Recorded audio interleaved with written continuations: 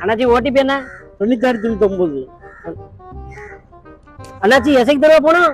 ஆமா.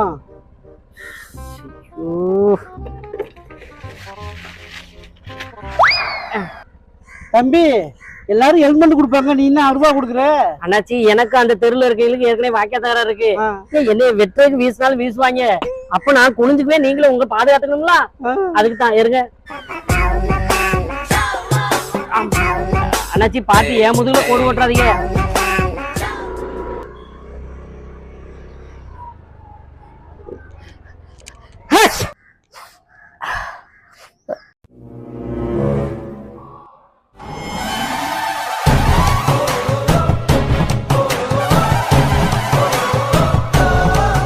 அண்ணாச்சி என்ன பண்ணுறீங்க?